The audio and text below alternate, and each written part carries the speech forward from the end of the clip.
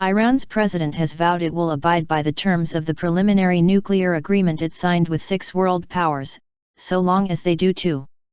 The world must know that we do not intend to cheat, Hassan Rouhani said in a televised address to the nation. But Mr Rouhani warned that Iran would have other options if world powers one day decide to follow a different path. The framework deal signed on Thursday will see Iran curb nuclear activities in return for relief from sanctions.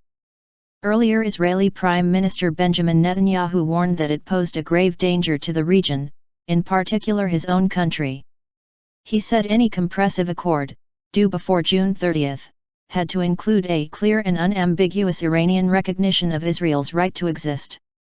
But the White House said the U.S. would not sign an agreement over Iran's nuclear program that would threaten Israel. White House spokesman Eric Schultz also announced that President Barack Obama would on Friday discuss the framework agreement with congressional leaders, some of whom have been very skeptical of a deal. Third way. President Rouhani reiterated that Iran's nuclear program was peaceful.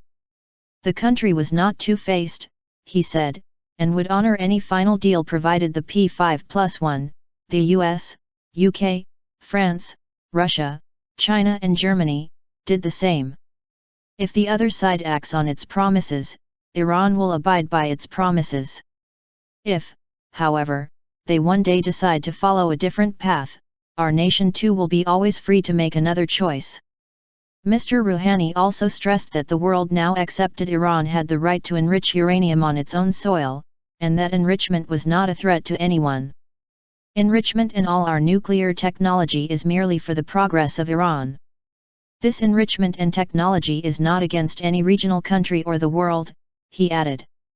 Since 2006, the UN Security Council has adopted 6 resolutions demanding Iran stop the activity because, while enriched uranium is used as fuel for nuclear reactors and for medical and agricultural purposes, it can also be used to make nuclear bombs. Today is a day that will remain in the historic memory of the Iranian nation, Mr Rouhani said. Some think that we must either fight the world or surrender to world powers. We say it is neither of those, there is a third way. We can have cooperation with the world. Safer world. After the deal was announced on Thursday night, many Iranians took to the streets of Tehran to celebrate and posted messages of support on social media.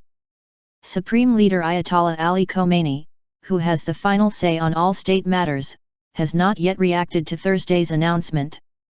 But hardliners close to him have criticized it.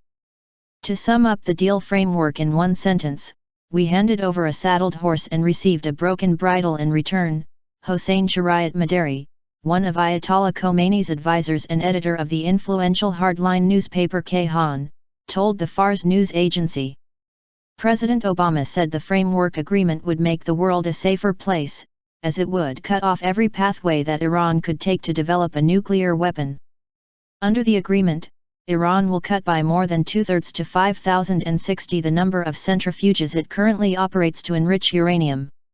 The Fordo underground nuclear facility will remain open for research but will not be used for enrichment.